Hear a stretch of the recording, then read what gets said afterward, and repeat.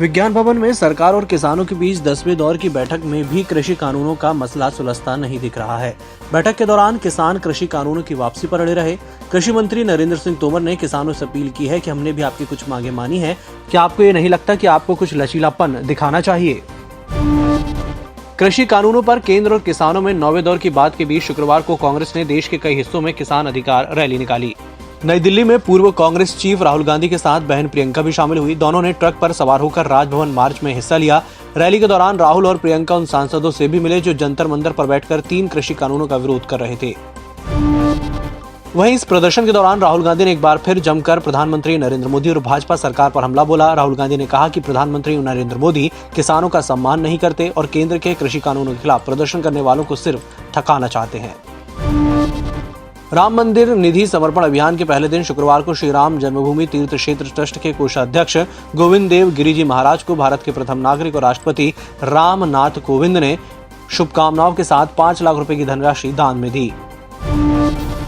दिल्ली में नए संसद भवन के कंस्ट्रक्शन का काम आज से शुरू किया गया। करीब 100 साल बाद नया संसद भवन बनने जा रहा है। इस प्रोजेक्ट पर 865 करोड़ रुपए खर्च किए जाएंगे।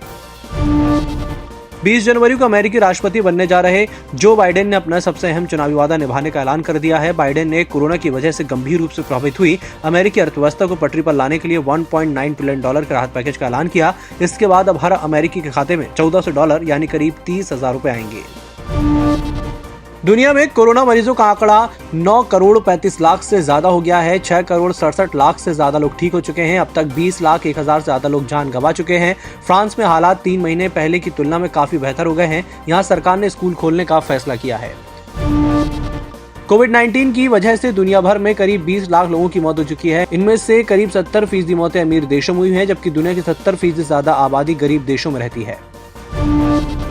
आरबीआई के पूर्व गवर्नर रघुराम राजन ने कर्ज का बोझ कम करने के लिए सरकार को एक अहम सलाह दी है। रघुराम राजन ने कहा कि भारतीय इक्विटी बाजारों के उच्चतम स्तर पर होने का लाभ उठाते हुए सार्वजनिक क्षेत्र की इकाइयों में हिस्सेदारी बेचना चाहिए और खर्च की प्राथमिकता इस तरह तय करनी चाहिए कि अर्थव्यवस्था फिर पटरी पर लौटे।